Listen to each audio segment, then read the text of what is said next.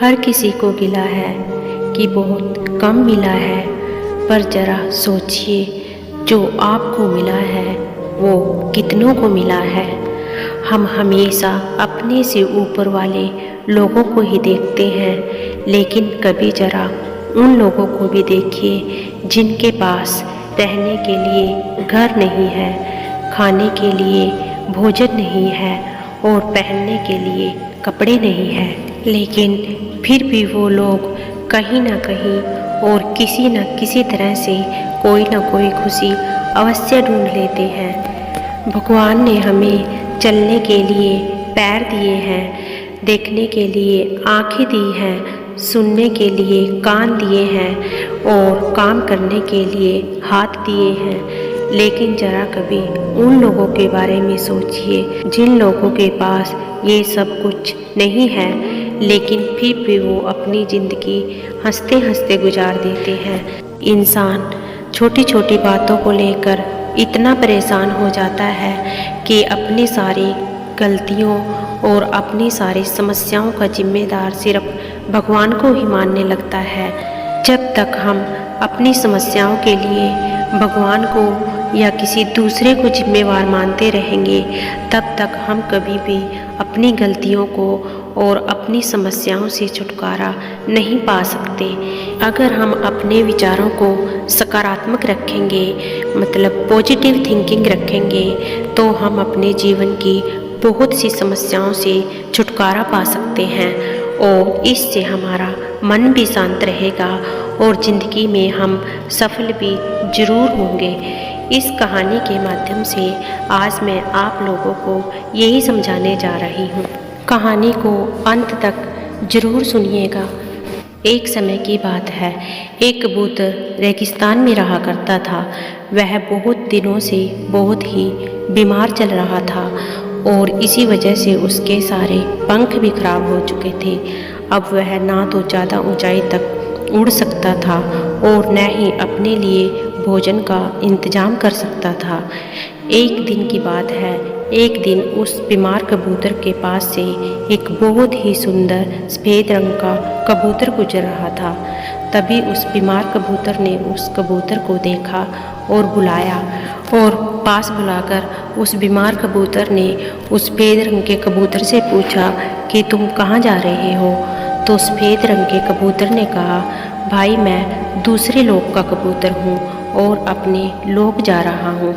यह सुनकर बीमार कबूतर बोला कि इसका मतलब तुम ईश्वर के दूत हो। तो इस पर सफ़ेद कबूतर बोला, हाँ हाँ ऐसा ही समझ लीजिए। तो इस पर बीमार कबूतर ने उस कबूतर से कहा कि तुम मेरा एक काम कर सकते हो।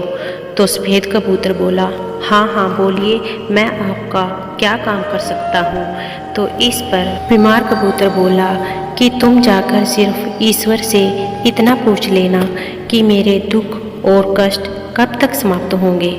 तो सफ़ेद रंग का कबूतर बोला, हाँ हाँ ठीक है, मैं बोल दूँगा। और ऐसा कहते हुए वह वहाँ से उड़ गया। और जब वह सफ़ेद कबूतर देवलोक पहुँचा तो उसने एक देवदूत से पूछा कि हे प्रभु, उस कबूतर के जीवन में कितना और दुख और कष्ट लिखा है।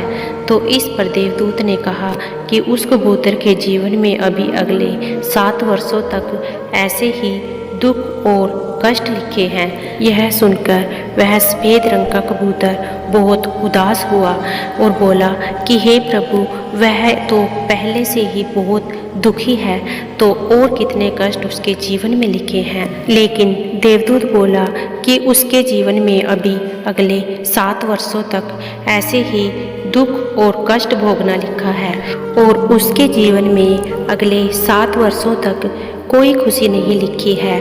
यह सुनकर वह देवीय कबूतर बहुत दुखी हुआ और मन ही मन सोचने लगा कि अगर मैंने यह बात उस कबूतर को बता दी तो वह बहुत दुखी हो जाएगा, वह तो पहले से ही बहुत दुखी है। तो वह उस देवदूत से पूछने लगा कि हे प्रभु, क्या इसका कोई उपाय नहीं है। तो इस पर देवदूत बोला, हाँ इसका एक उपाय है, और यदि वह 7 दिनों तक इस उपाय को दोहराता है तो उसके सारे कष्ट और दुख दूर हो जाएंगे। कबूतर यह सुनकर बहुत खुश हुआ और बोला, हे प्रभु, आप मुझे बताइए कि इसका क्या उपाय है और उस कबूतर को क्या करना होगा। तो इस पर देवदूत बोला कि यदि कोई प्राणी अपने जीवन में इस वाक्य को दोहराता है तो वह अपने जीवन में सभी कष्टों और दुखों से उबर सकता है और अपने जीवन में कामयाबी भी प्राप्त कर सकता है। सफेद रंग का कबूतर बोला कि प्रभु, आप वो वाक्य मुझे बताइए ताकि मैं जाकर उस कबूतर को यह वाक्य बता सकूं और वह अपने कष्टों का निवारण कर सके। तो देवदूत ने बोला कि वह वाक्य यह है कि हे प्रभु, इन सब के लिए मैं आपका शुक्रगुजार हूँ। मैं बहुत खुशनसीब हूँ और मैं दुनिया का सबसे सर्वश्रेष्ठ प्राणी हूँ। इस सब के लिए हे प्रभु, मैं आपका बार बार धन्यवाद करता हूँ। अगर जो प्राणी इस मंत्र को दोहराता है तो वह अपने जीवन में कभी भी दुख और कष्ट नहीं पाता है। जब उस सफेद दैवीय कबूतर ने यह वाक्य सुना तो वह झट से उस बीमार कबूतर के पास गया और उसे जाकर उसने यह बात बता दी। कुछ दिनों के बाद फिर से एक दिन वह सफ़ेद रंग का दैवीय कबूतर वहाँ से गुजर रहा था तो वह देखता है कि वह बीमार कबूतर बहुत ही खुश और स्वस्थ नजर आ रहा था। यह देखकर वह हैरान हो जाता है और वापस देवलोक जाकर देवदूत से पूछता है कि हे प्रभु, कोई इतनी जल्दी कैसे ठीक हो सकता है? उसकी ज़िंदगी के कष्ट इतनी जल्दी कैसे समाप्त हो सकते हैं? उसके 7 साल का कष्ट इतनी जल्दी कैसे समाप्त हो सकता है? तो इस पर वह देवदूत उसके प्रश्नों के उत्तर देते हुए कहता है कि यह सच है कि उस पक्षी की ज़िंदगी में अगले 7 वर्षों तक कोई खुशी नहीं लिखी थी, लेकिन वह हर परिस्थिति में यही वाक्य बोल रहा था कि इन सब के लिए हे ईश्वर, आपका शुक्र है। जो आपने मुझे दिया उसके लिए मैं आपका शुक्रगुजार हूँ। वह हर परिस्थिति में भगवान को धन्यवाद कर रहा था। इसी कारण से उसका जीवन बहुत ही कम समय में बदल गया। वह जब कर्म वेग पर गिरा तब भी उसने भगवान से यही कहा, भगवान, इन सब के लिए आपका शुक्र है। जब उस पक्षी के पंख खराब हो गए तब भी उसने भगवान को कहा, इन सब के लिए ईश्वर तुम्हारा शुक्र है। जब उस पक्षी को पीने के लिए कहीं भी पानी नहीं मिला लेकिन फिर भी उसने कहा, इन सब के लिए भगवान आपका शुक्र है। उस पक्षी के जीवन में चाहे कितने भी कष्ट आए लेकिन वह पक्षी यही वाक्य बार बार दोहराता रहा कि इन सब के लिए ईश्वर तुम्हारा शुक्र है। इन सब के लिए मैं आपका बहुत बहुत आभारी हूँ।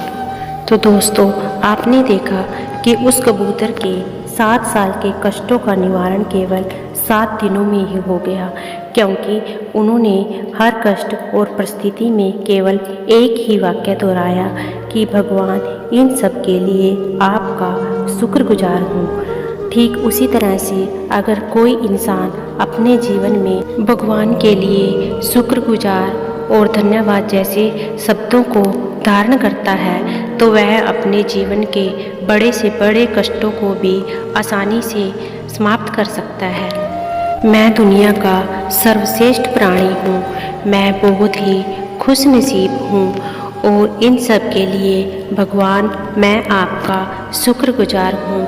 यह वाक्य और यह पॉजिटिव थिंकिंग अगर कोई मनुष्य अपने अंदर धारण कर लेता है तो वह जीवन में हमेशा खुशी रहता है।